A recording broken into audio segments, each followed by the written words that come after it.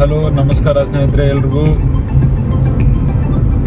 So ಇವತ್ತಿನ ವಿಶೇಷ ಏನಪ್ಪ ಅಂತಂದರೆ, ಇವತ್ತು ನಾವು ಒಂದೊಳ್ಳೆ ಪ್ಲೇಸ್ಗೆ ಹೋಗ್ತಾ ಇದ್ದೀವಿ, ಒಂದೊಳ್ಳೆ ಈವೆಂಟ್ಗೆ ಹೋಗ್ತಾ ಇದ್ದೀವಿ. ಆ ಈವೆಂಟ್ ಯಾವುದು, ಆ ಪ್ಲೇಸ್ ಯಾವುದು, ಸೊ ನಿಮಗೆ ಗೊತ್ತಾಗುತ್ತೆ. ಸೊ ನೋಡ್ತಾ ಇರಿ ವಿಡಿಯೋನ, ಮುಂದೆ ತಿಳಿಸ್ಕೊಡ್ತೀನಿ ಎಲ್ಲಿಗೆ ಹೋಗ್ತಾ ಇದ್ದೀವಿ, ಏನು ಮಾಡ್ತಾ ಇದ್ದೀವಿ ಇವತ್ತು.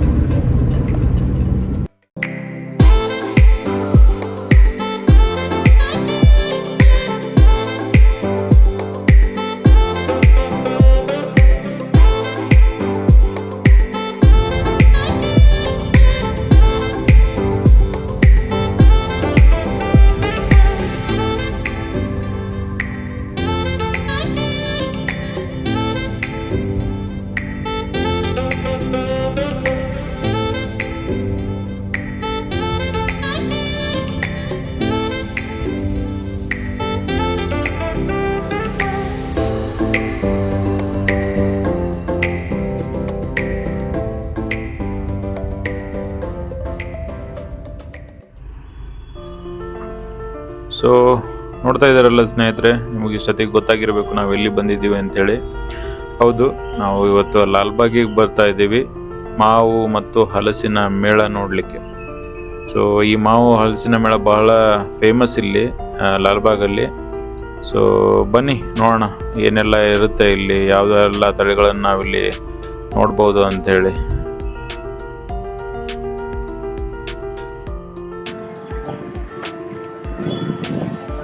ಸ್ನೇಹಿತರೆ, ಇವತ್ತು ಭಾನುವಾರ 26ನೇ ತಾರೀಕು ಮೇ. ಸೊ ಭಾನುವಾರ ಆಗಿದ್ದರಿಂದ ಸ್ವಲ್ಪ ಸಿಕ್ಕಾಪಟ್ಟೆ ರಶ್ ಇದೆ. ಕಾರ್ ಪಾರ್ಕ್ ಮಾಡಿ ಬರೋಷ್ಟರಲ್ಲಿ ಸಾಕಾಗೋಯ್ತು. ಎಲ್ರಿಗೂ ಮಾವು ಮತ್ತು ಹಲಸು ಮೇಳ 2024ಕ್ಕೆ ಹಾರ್ದಿಕ ಸುಸ್ವಾಗತ. ಬನ್ನಿ ನಮ್ಮ ವಿಡಿಯೋ ಟೂರ್ ಸ್ಟಾರ್ಟ್ ಮಾಡೋಣ, ಏನಿದೆ ಮುಂದೆ ನೋಡೋಣ. ಈ ಮಾವಿನ ಮೇಳ ಸ್ಟಾರ್ಟ್ ಆಗಿದ್ದು 24ನೇ ತಾರೀಕು ಮೇ ಅಂದು. ಸೊ ಇಲ್ಲಿಂದ ಒಂದು ಸುಮಾರು 15 ದಿನ ಮೇಳ ನಡೆಯುತ್ತೆ ಅಂತ ಹೇಳಲಾಗುತ್ತೆ.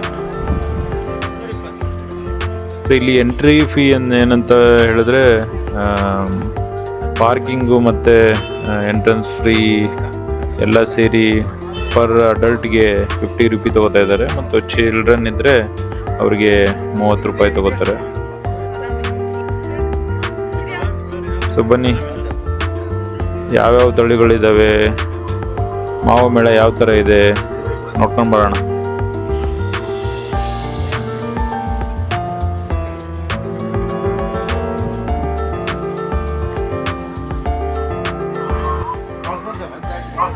ಗೆಳೆಯರೇ, ನಿಮ್ಗೆ ಗೊತ್ತಾ, ಭಾರತದಲ್ಲಿ ಸುಮಾರು 1500ಕ್ಕಿಂತ ಹೆಚ್ಚು ಏನಪ್ಪ ಅಂತ ಹೇಳಿದ್ರೆ ಮಾವಿನ ತಳಿಗಳಿದ್ದಾವೆ. ಇವುಗಳಲ್ಲಿ ಸುಮಾರು 1000 ಆಸುಪಾಸು ತಳಿಗಳನ್ನು ವಾಣಿಜ್ಯವಾಗಿ ನಾವು ಬೆಳಿತೀವಿ. ಸೊ ಅದರಲ್ಲಿ ಕೆಲವೊಂದು ನಿಮಗೆ ಗೊತ್ತಿರುತ್ತೆ. ಅಲ್ಫಾನ್ಸೋ ಅನ್ನೋದು ಒಂದು ಫೇಮಸ್ ತಳಿ, ಬಹಳ ರುಚಿಯಾಗಿರುತ್ತೆ. ಅದು ಬಿಟ್ಟರೆ ಬಾದಾಮಿ, ಕೇಶರ್ ಅಂತ ಇದೆ, ಇದು ಮೇನ್ಲಿ ಗುಜರಾತ್ ಮತ್ತು ಆ ಕಡೆ ಬೆಳೆಯುವಂಥ ತಳಿ. ದಶೇರಿ ಅಂತ ಇದೆ, ಉತ್ತರ ಪ್ರದೇಶದಲ್ಲಿ ಹೆಚ್ಚಾಗಿ ಬೆಳೀತಕ್ಕಂಥ ತಳಿ. ಲಂಗಡ ಅಂತ ಇದೆ, ಅದು ಉತ್ತರ ಪ್ರದೇಶ ಮತ್ತು ಬಿಹಾರ ಪ್ರದೇಶದಲ್ಲಿ ಬೆಳೀತಕ್ಕಂಥ ಬಹಳ ಜನಪ್ರಿಯವಾದ ತಳಿ. ತೋತಾಪುರಿ ನಮಗೆ ಗೊತ್ತೇ ಇದೆ. ನೇಲಂ ಅಂತ ಬೆಳೆಯುತ್ತೆ, ಅದು ತಮಿಳುನಾಡು ಮತ್ತು ಕರ್ನಾಟಕದಲ್ಲಿ ಹೆಚ್ಚಾಗಿ ಕಂಡು ಬರತಕ್ಕಂಥ ತಳಿ. ಹಿಮಸಾಗರ ಅಂತ ಒಂದಿದೆ, ಪಶ್ಚಿಮ ಬಂಗಾಳ ಮತ್ತು ಒಡಿಸ್ಸಾದಲ್ಲಿ ಇದು ಜಾಸ್ತಿ ಕಂಡು ಬರುತ್ತೆ. ಆಮೇಲೆ ಬಗ್ಗಿಂಪಲ್ಲಿ. ಸೊ ಇದು ಮೇನ್ಲಿ ಬಾಗೇಪಲ್ಲಿ ಅಂತಂದರೆ ನಾವು ಆಂಧ್ರದಲ್ಲಿ ನೋಡ್ತೀವಿ, ಆಂಧ್ರ ಮತ್ತು ತಮಿಳುನಾಡು ಆ ಪ್ರದೇಶದಲ್ಲಿ ಜಾಸ್ತಿ ನೋಡ್ತೀವಿ. ಆಮ್ರಪಾಲಿ ಅಂತ ಇದೆ, ರುಮಾನಿ ಅಂತ ಇದೆ, ಮಲ್ಲಿಕಾ, ಸಿಂಧೂರ, ಇವೆಲ್ಲ ಇದರಲ್ಲಿರ್ತಕ್ಕಂಥ ಮೇನ್ ತಳಿಗಳು ಅಂತ ಹೇಳ್ಬೋದು. ಬಟ್ ಇದು ಬಿಟ್ಟು ಸುಮಾರು 1500 ತಳಿಗಳನ್ನು ಭಾರತ ವಾಣಿಜ್ಯವಾಗಿ ಬೆಳೆಯುತ್ತೆ.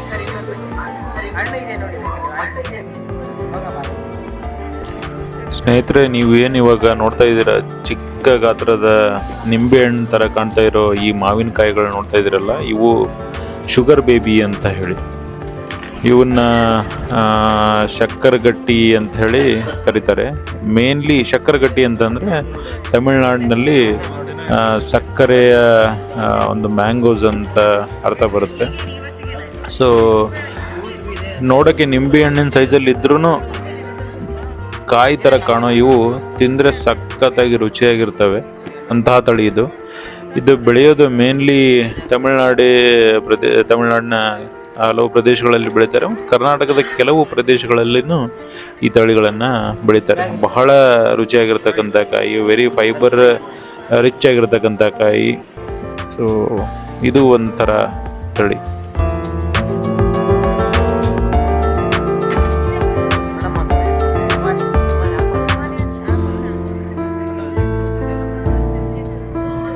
ಸೊ ಅಲ್ಫಾನ್ಸೋ ಅಥವಾ ಆಪೂಸ್ ಅಂತ ನಾವೇನು ಕರಿತೀವಿ, ಮಾವಿನ ತಳಿ ಬಹಳ ರುಚಿಯಾಗಿರುತ್ತೆ ನಾನು ಹೇಳಿದಾಗೆ.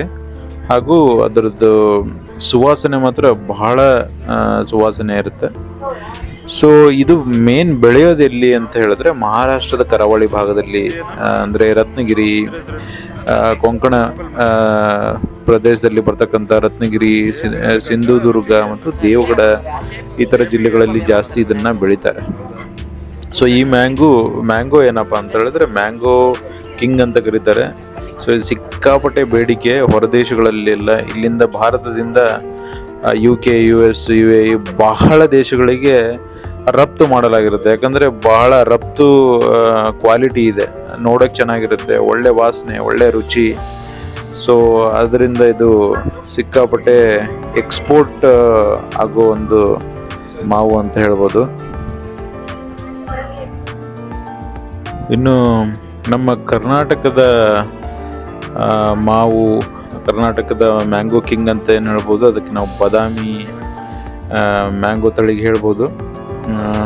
ಇದು ಆಲ್ಮೋಸ್ಟು ನಮಗೆ ಅಲ್ಫಾನ್ಸೋ ಅಥವಾ ಹಾಪೂಸ್ ಅಂತ ಏನು ಕರಿತೀವಿ ಅದಕ್ಕೆ ಬಹಳ ಹೋಲಿಕೆ ಆಗಿರ್ತಕ್ಕಂಥ ಮ್ಯಾಂಗೋ ತಳಿ. ಸೊ ಇದು ಮೇನ್ ಬೆಳೆಯೋದು ಯಾವ್ಯಾವ ಏರಿಯಾದಲ್ಲಿ ಬೆಳೆಯುತ್ತೆ ಅಂದರೆ ಬಾಗಲಕೋಟೆ, ಧಾರವಾಡ, ಬೆಳಗಾವಿ. ಸೊ ಉತ್ತರ ಕರ್ನಾಟಕದಲ್ಲಿ ಹೆಚ್ಚಾಗಿ ಕಂಡು ಬರ್ತಕ್ಕಂಥ ತಳಿ ಇದು. ಅದ್ರ ಜೊತೆಗೆ ಕರ್ನಾಟಕದಲ್ಲಿ ಬೆಳೀತಕ್ಕಂಥ ಬೇರೆ ಬೇರೆ ಮ್ಯಾಂಗೋ ತಳಿಗಳು ಯಾವುವು ಅಂತಂತಂದರೆ ಸಿಂಧೂರ ಇರ್ಬೋದು, ಮಲ್ಲಿಕಾ ಇರ್ಬೋದು, ರಸ್ಪುರಿ ಮಾವಿನ ಹಣ್ಣಿನ ತಳಿ ಇರ್ಬೋದು. ಇದು ಮೈಸೂರು ಮತ್ತು ಮಂಡ್ಯ, ಬೆಂಗಳೂರು ಈ ಕಡೆ ಬೆಳೆಯತಕ್ಕಂಥ ತಳಿ ಇದು ರಸ್ಪುರಿ ಮಾವಿನ ಹಣ್ಣಿನ ತಳಿ. ದೂದ್ ಪೇಡ ಅಂತ ಇದೆ, ಅದು ಬೆಂಗಳೂರು ಗ್ರಾಮಾಂತರ, ತುಮಕೂರು ಈ ಕಡೆಗಳಲ್ಲಿ ಬೆಳೆತಕ್ಕಂಥ ಒಂದು ತಳಿ. ಅದು ರುಚಿಯಾಗಿರ್ತಕ್ಕಂಥ ಒಂದು ತಳಿ. ತೋತಾಪುರಿ ಇದೆ, ದಕ್ಷಿಣ ಕರ್ನಾಟಕ ಮತ್ತು ರಾಮನಗರ ಈ ಕಡೆ ಹೋದಂಗೆಲ್ಲ ಬೆಳೀತಕ್ಕಂಥ ಒಂದು ತಳಿ ಅಂತ ಹೇಳ್ಬೋದು, ತೋತಾಪುರಿ ತಳಿ. ಆಮ್ರಪಾಲಿ ಇದೆ. ಸೊ ಅದು ದಕ್ಷಿಣ ಕರ್ನಾಟಕದಲ್ಲಿ, ವಿಶೇಷವಾಗಿ ಬೆಂಗಳೂರು ಈ ಸೈಡ್ ಬೆಳೀತಕ್ಕಂಥ ತಳಿ.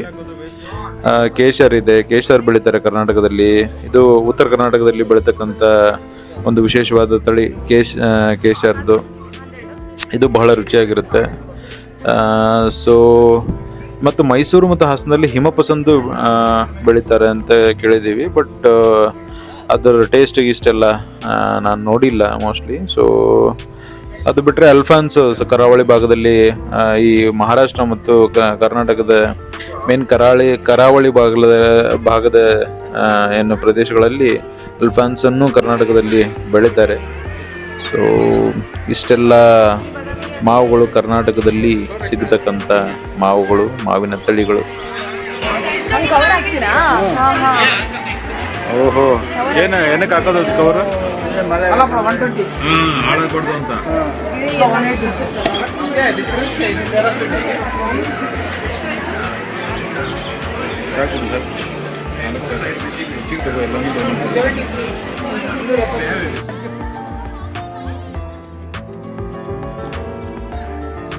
ಇಲ್ಲಿ ನೀವು ಇವಾಗ ನೋಡ್ತಾ ಇರೋದು ರಾಗಿಯಿಂದ ಮಾಡಿರ್ತಕ್ಕಂಥ ಸಂಡಿಗೆಗಳು.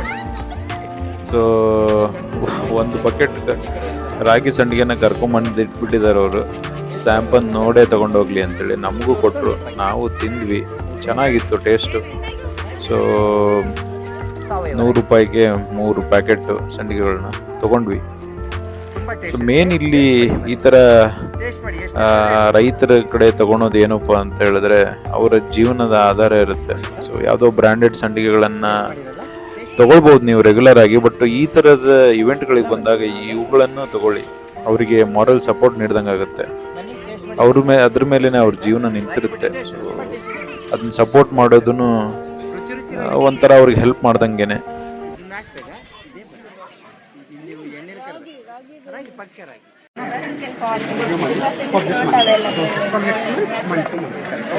ಈ ತಿಂಗಳು ಮಲ್ಟಿಪಲ್ ಹನಿ ಅಂತ ಹಲುವಿನ ಜೇನುತುಪ್ಪ ಅಂತ 500 ಗ್ರಾಮ್ 350 ಸರ್. ಟೇಸ್ಟ್ ಐತೆ, ಟೇಸ್ಟ್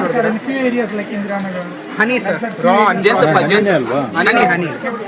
ಇದು ಮಲ್ಟಿಫ್ಲೋರಲ್ ಹನಿ ಅಂದ್ರೆ ತೋಟದಲ್ಲಿ ಪೆಟ್ಟಿಗೆ ಇಟ್ಬಿಟ್ಟು ತಗೊಂಡಿದ್ದು.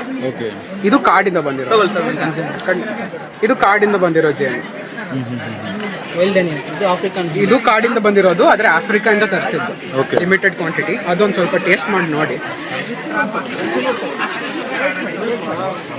ಸ್ಮೆಲ್ ನೋಡಿ, ಅದಾದ್ಮೇಲೆ ಟೇಸ್ಟ್. ಇದು ಆಫ್ರಿಕಾದಿಂದ ಬಂದಿದ್ದೆ, ಜಾಂಬಿಯಾ ಇಂದ.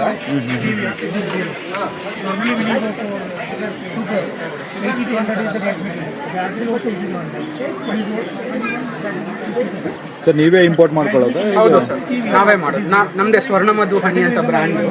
ಸೊ ಆಫ್ರಿಕಾದಿಂದ ತರಿಸಿ ನೀವು ಜಸ್ಟ್ ಒಂದು ಲಿಮಿಟೆಡ್ ಸ್ಟಾಕ್ ಇಂಡಿಯನ್ ಪಾಪ್ಯುಲೇಷನ್ ಹೆಂಗ್ ರಿಯಾಕ್ಟ್ ಮಾಡುತ್ತೆ ಅಂತ ನಾವು ತರಿಸಿದ್ವಿ. ತುಂಬಾ ಜನಕ್ಕೆ ಇಷ್ಟ ಆಗುತ್ತೆ, ತುಂಬಾ ಜನಕ್ಕೆ ಇಷ್ಟ ಆಗಲ್ಲ.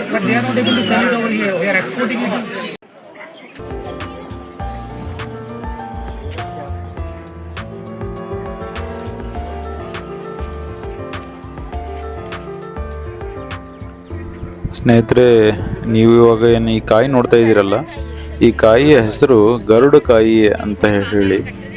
ಸೊ ಈ ಗರುಡಕಾಯಿಯನ್ನು ನಮ್ಮ ಮನೆಯ ಬಾಗಿಲುಗಳಲ್ಲಿ ಕಟ್ಟಿದರೆ ಮನೆಯಿಂದ ನೆಗೆಟಿವ್ ಎನರ್ಜಿ ದೂರ ಆಗುತ್ತೆ ಅಂತ ಹೇಳಿ ಹೇಳ್ತಾರೆ. ಸೊ ಈ ಕಾಯಿ ನೋಡೋದಕ್ಕೆ ಎಕ್ಸಾಕ್ಟ್ಲಿ ಹದ್ದಿನ ಕಾಲ್ ಥರನೇ ಇದೆ. ಸೊ ಅದಕ್ಕೆ ಮೋಸ್ಟ್ಲಿ ಇದಕ್ಕೆ ಗರುಡಕಾಯಿ ಅಂತ ಹೆಸರು ಬಂದಿರ್ಬೋದು ಅಂತ ಅನ್ಸುತ್ತೆ.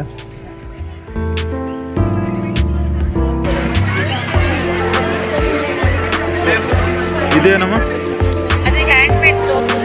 ಸೋಪಾ?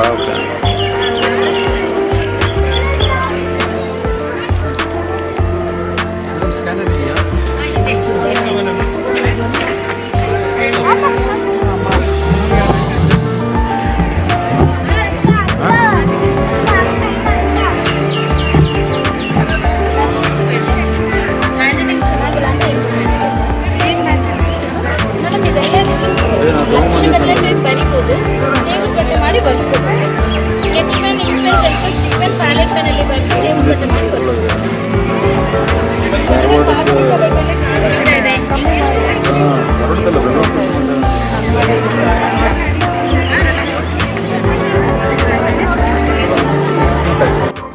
ಸ್ನೇಹಿತರೆ, ನೀವು ಇವಾಗ ನೋಡ್ತಾ ಇದ್ದೀರಲ್ಲ, ಈ ಶಾಪ್ ಬಂದು ಬಾಡಿ ಎಸೆನ್ಷಿಯಲ್ಸ್ನ ಒಂದು ಶಾಪ್.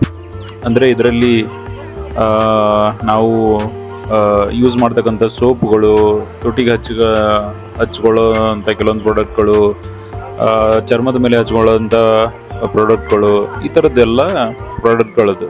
ಇದ್ರ ಸ್ಪೆಷಾಲಿಟಿ ಏನಂತ ಹೇಳಿದ್ರೆ, ಇದು ಎಲ್ಲನೂ ಇವರೇ ಫಾರ್ಮುಲಾ ಕಂಡುಹಿಡ್ಕೊಂಡು ಪ್ರೊಡ್ಯೂಸ್ ಮಾಡಿರೋದು.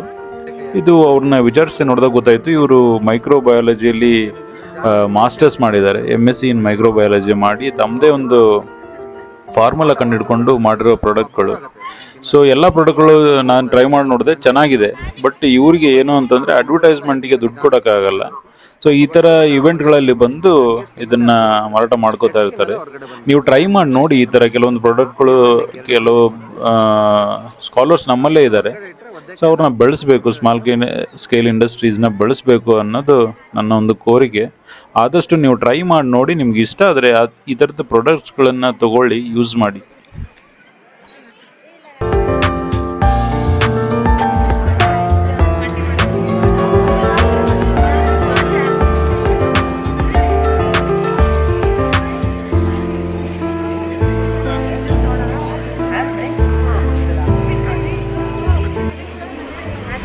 ಮಾವಿನ ಮೇಳದಲ್ಲಿ ಓಡಾಡಿ ಓಡಾಡಿ ಸಿಕ್ಕಾಪಟ್ಟೆ ಸುಸ್ತಾಗಿದೆ.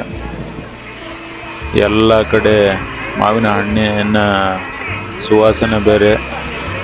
ಸೊ ಅಲ್ಲೇ ಕಂಡ ತಾಜಾ ಮಾವಿನ ಹಣ್ಣಿನ ರಸದ ಅಂಗಡಿ ಒಂದರಲ್ಲಿ ಮಾವಿನ ಜ್ಯೂಸನ್ನು ತೆಗೆದುಕೊಂಡು ಕುಡಿಯೋಕ್ಕೆ ಸ್ಟಾರ್ಟ್ ಮಾಡಿದ್ವಿ. ಸೊ ಚೆನ್ನಾಗಿತ್ತು, ಟೇಸ್ಟ್ ಎಲ್ಲ ಚೆನ್ನಾಗಿತ್ತು. ಫ್ರೆಶ್ ಮಾವಿನ ಹಣ್ಣಿನ ಜ್ಯೂಸು.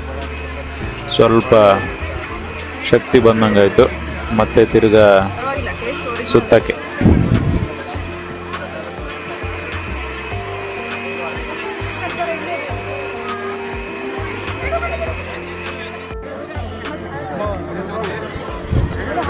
ಇಲ್ಲಿ ನೋಡಿ, ಮಾವಿನಕಾಯಿ ಮೇಳದಲ್ಲಿ ಉಪ್ಪಿನಕಾಯಿ ಜಾತ್ರೆ. ಸೊ ಏನಪ್ಪ ಜನ ಇಷ್ಟೊಂದು ಮುತ್ಕೊಂಡಿದ್ದಾರೆ ಅಂತ ಬಂದೆ. ಇಲ್ಲೆಲ್ಲ ಉಪ್ಪಿನಕಾಯಿ, ವೆರೈಟಿ ಉಪ್ಪಿನಕಾಯಿದ್ದು ಅಂಗಡಿ ಇದು.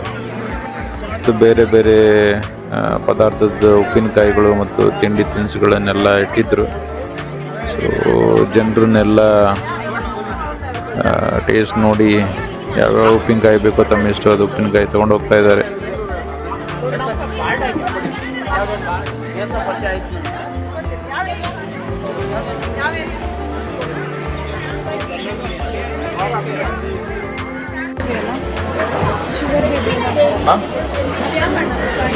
ಅದು ಮಾಡಿ ಸ್ವೀಟ್ ಇರುತ್ತೆ. ಇದೇನು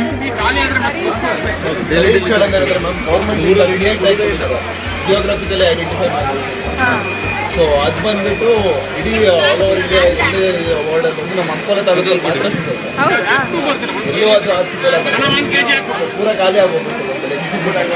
ಇದೇನು ಪಿಕಲ್ ಅಥವಾ ಹೇಗೆ? ಸರ್ ಇದು ಆಮ್ಚೂರ್ ಅಂತ ಹೇಳಿ ಕರಿತೀವಿ. ತಿನ್ನೋಡಿ ಸರ್, ತಿನ್ಬೋದಾ? ತಿನ್ನಿ ತಿನ್ನಿ ತಿನ್ನಿ. ಹುಳಿ ಹುಳಿ ಡ್ರೈ ಮಾಡಿ ಮಾಡಿರ್ತಾರೆ. ಏನಕ್ಕಿದು?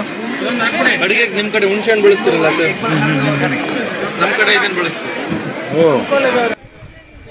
ಸ್ನೇಹಿತರೆ, ಇವಾಗ ನೀವು ನೋಡ್ತಾ ಇರೋ ಮಾವಿನ ತಳಿಯ ಹೆಸರು ಕರಿ ಇರ್ಷಾದ್ ಅಂತ ಹೇಳಿ. ಈ ಕರಿ ಇರ್ಷಾದ್ ಅನ್ನೋ ಮಾವಿನ ತಳಿ ಬಹಳ ಪ್ರಮುಖವಾಗಿ ನಮ್ಮ ಕರಾವಳಿಯ ಪ್ರದೇಶದಲ್ಲಿ ಬೆಳೆದಕ್ಕಂಥ ಒಂದು ಅತಿ ಅಪರೂಪದ ತಳಿ ಅಂತ ಹೇಳ್ಬೋದು. ಎಷ್ಟರ ಮಟ್ಟಿಗೆ ಅಪರೂಪ ಅಂತ ಹೇಳಿದ್ರೆ, ಸೊ ಇದ್ರದ್ದು ಜಿಯೋ ಲೊಕೇಶನ್ ರೆಕಾರ್ಡ್ ಮಾಡೋಕ್ಕಾಗಿದೆ. ಅಂದರೆ ಗೌರ್ಮೆಂಟ್ ಆಫ್ ಇಂಡಿಯಾದವರು ಈ ತಳಿ ಈ ಲೊಕೇಶನಲ್ಲಿ ಮಾತ್ರ ಬೆಳೆಯೋಕ್ಕಾಗೋದು ಅಂತ ಸೊ ಇದಕ್ಕೆ ಜಿಯೋ ಲೊಕೇಶನ್ ಫಿಕ್ಸ್ ಮಾಡಿಟ್ಟಿದ್ದಾರೆ. ಅಷ್ಟು ಅಪರೂಪದ ತಳಿ. ಸೊ ಆ ತಳಿ ನೋಡಿ ಎಲ್ಲ ಖಾಲಿಯಾಗಿ ಹೋಗಿದೆ ಅಂತೆ. ಸೊ ಅದರದ್ದು ಉಪ್ಪಿನಕಾಯಿ ಹುಣಸೆ ಹಣ್ಣು ಟೈಪು ಅದನ್ನು ಕಟ್ ಮಾಡಿ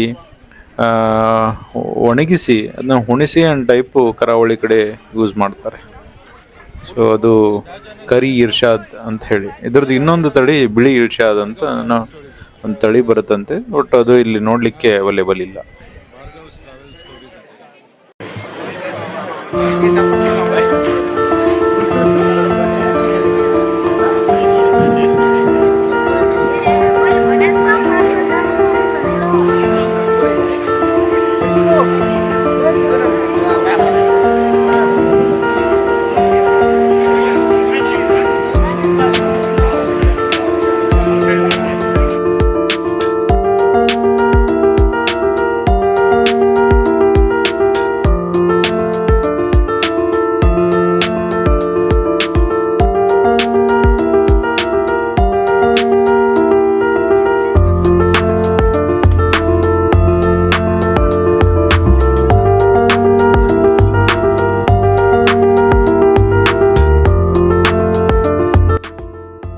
ನಮ್ಮ ಮಾವಿನ ಜಾತ್ರೆ ಮುಗಿಸ್ಕೊಂಬರೋಷ್ಟೊತ್ತಲ್ಲಿ ಸಂಜೆ ಆಗೋಗಿತ್ತು. ಸೂರ್ಯ ಮುಳುಗ್ತಾ ಇದ್ದಾನೆ, ಕಾಣಿಸ್ತಾ ಇರ್ಬೋದು. ಸೊ ಹೊಟ್ಟೆ ಸಿಕ್ಕಾಪಟ್ಟೆ ಹಸಿತಾ ಇದೆ ಎಲ್ಲ ಕಡೆ ತಿರುಗಾಡಿ. ಸೊ ಇಲ್ಲೇ ಎಲ್ಲಾದರೂ ಊಟ ಮಾಡ್ಕೊಂಡು ಹೋಗೋಣ ಅಂತ ಯೋಚನೆ ಮಾಡಿ ಒಂದು ಒಳ್ಳೆ ಹೋಟ್ಲಿಗೆ ಹೋಗ್ತಾ ಇದ್ದೀವಿ. ಒಳ್ಳೆ ಹೋಟ್ಲ್ ಅಂದರೆ ಎಷ್ಟು ಒಳ್ಳೆ ಹೆಸರಿದೆ ಅಂತಂದರೆ ನೀವು ಎಲ್ಲರೂ ಕೇಳಿರ್ತೀರ ಅದರ ಹೆಸರು. ಸೊ ಆ ಥರ ಹೋಟೆಲ್ಗೆ ಹೋಗ್ತಾ ಇದ್ದೀವಿ ಇವಾಗ. ಬನ್ನಿ ನೋಡೋಣ ಯಾವ ಹೋಟೆಲ್ಲು ಯಾವ ಥರ ಇದೆ ಅಂತ ಹೇಳಿ.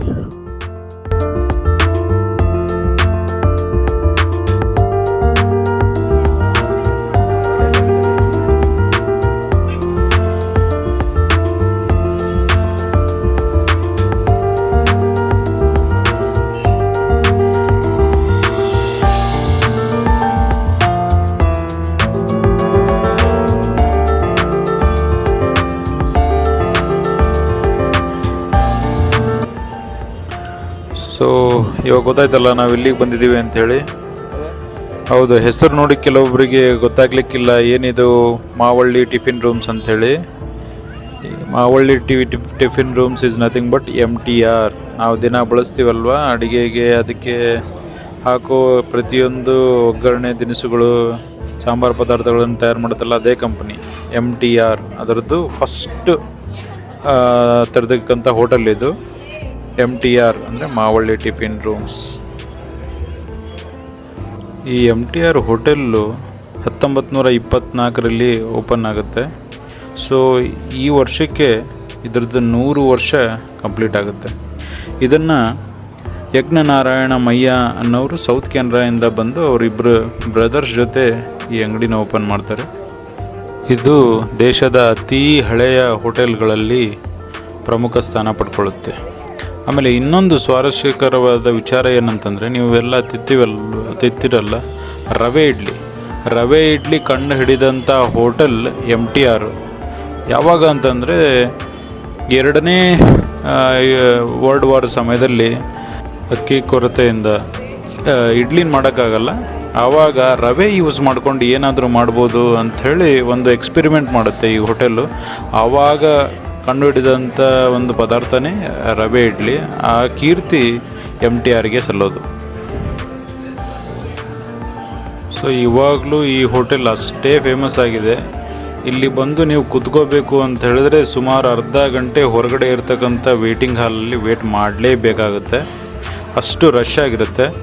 ಆಮೇಲೆ ಒಳಗಡೆ ಇರೋ ತಿಂಡಿ ತಿನಿಸುಗಳು ಎಲ್ಲನೂ ಶುದ್ಧ ರೀತಿಯಲ್ಲಿ ಬರೀ ತುಪ್ಪದಲ್ಲಿ ಮಾಡಿರ್ತಕ್ಕಂಥ ಪದಾರ್ಥಗಳು. ಸ್ವಲ್ಪ ಕಾಸ್ಟ್ಲಿ ಅನ್ನಿಸ್ಬೋದು, ಬಟ್ ಭಾರಿ ರುಚಿಯಾಗಿರ್ತಕ್ಕಂಥ ಪದಾರ್ಥಗಳು.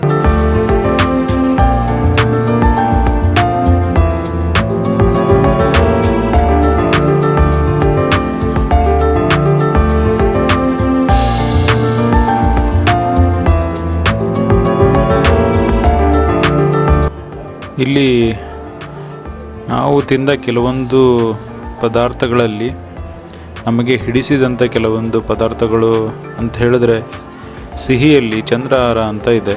ಅದು ಬರೀ ಸಂಡೇ ಮಾತ್ರ ಸಿಗುತ್ತೆ. ಅದು ಬಿಟ್ಟರೆ ನೀವು ಯಾವಾಗಲಾದರೂ ಈ ಪ್ಲೇಸಿಗೆ ಬಂದರೆ ಮಸಾಲೆ ದೋಸೆ ಟ್ರೈ ಮಾಡಿ, ಮತ್ತು ಇವರೇ ಕಂಡುಹಿಡಿದಿರ್ತಕ್ಕಂಥ ರವೆ ಇಡ್ಲಿನ ಟ್ರೈ ಮಾಡಿ ನೋಡಿ. ಎರಡೂ ಟೇಸ್ಟ್ಗಳಲ್ಲಿ ಸಖತ್ತಾಗಿದೆ.